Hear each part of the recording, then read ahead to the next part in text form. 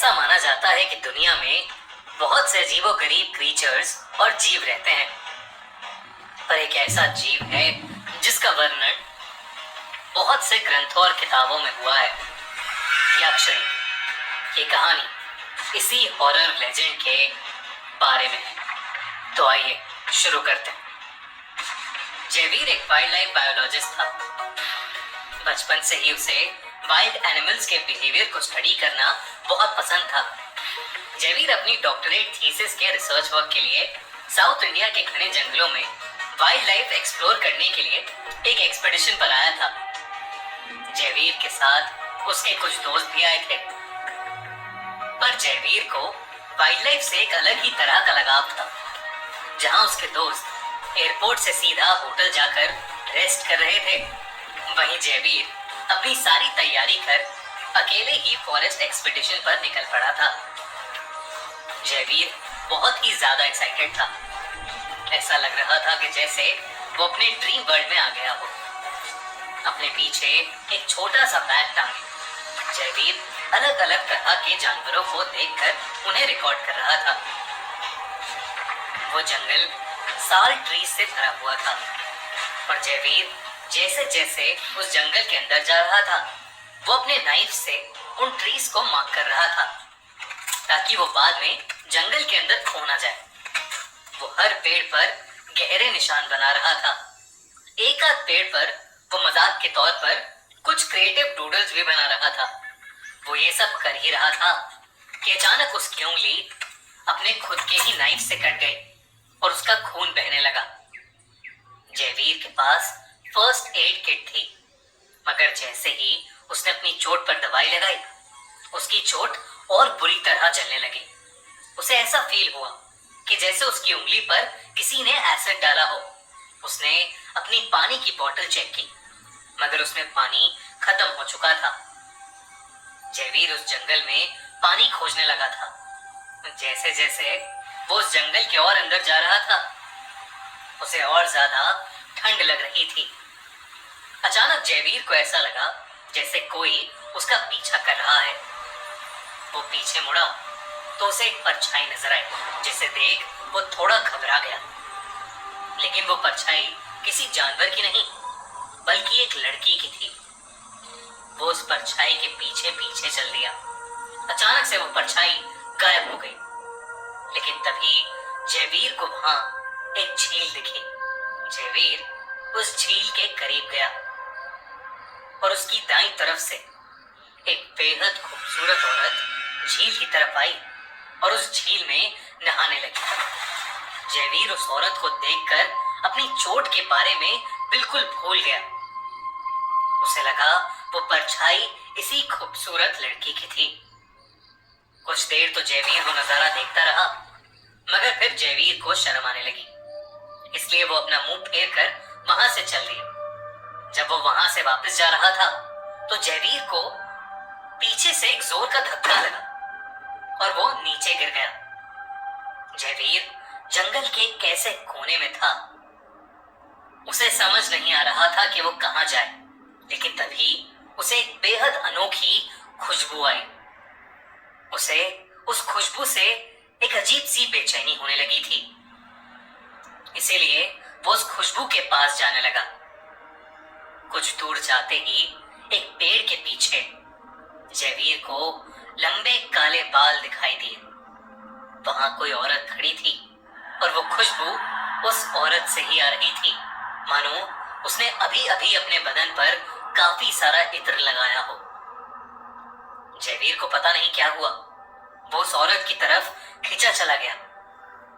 जयवीर जैसे ही उस औरत के करीब पहुंचा, उस औरत ने और आगे चलना शुरू कर दिया और जयवीर बिना कुछ सोचे उसके पीछे पीछे चलने लगा। ऐसा लग रहा था कि जयवीर अपनी सुध बुध खो चुका था और उस घने जंगल के अंदर चला जा रहा था। कुछ दूर चलने के बाद जयवीर ने उस औरत को आवाज लगाई, सुनो, तुम कौन हो और अकेली इस जंगल में क्या कर रही हो? वो औरत वहीं रुक गई, लेकिन उसने कोई जवाब नहीं दिया। जयवीर उसके करीब गया और उसने उस औरत के कंधे पर अपना हाथ रख दिया। उसके हाथ रखते ही वो औरत पीछे पलटी। जयवीर ने अपनी जिंदगी में उससे खूबसूरत औरत पहले कभी नहीं देखी थी। वो कुछ देर तक सिर्फ उसे देखता रहा। उस औरत ने धीमे से अपना हाथ जयवीर के बालों में फेरा। हाथ जयवीर के बालों में फेरा। उस औरत के छूने के बाद तो मानो जयवीर उसका दीवाना सा हो गया। उसकी आंखें हल्की लाल होने लगी, मानो जयवीर को किसी चीज का नशा हो गया हो। उसने उस औरत को अपनी ओर खींच लिया। उस औरत ने जयवीर से पकड़ छुड़ाई और उसका हाथ थामकर उसे जंगल के और घने हिस्से में ले जाने लगी। अंदर जाते हुए जयवीर को कोई होश नहीं था। वो चुपचाप उस खूबसूरत औरत के पीछे पीछे चलता रहा। चलते चलते अब जयवीर को कई सारे जानवरों की आवाज आने लगी थी।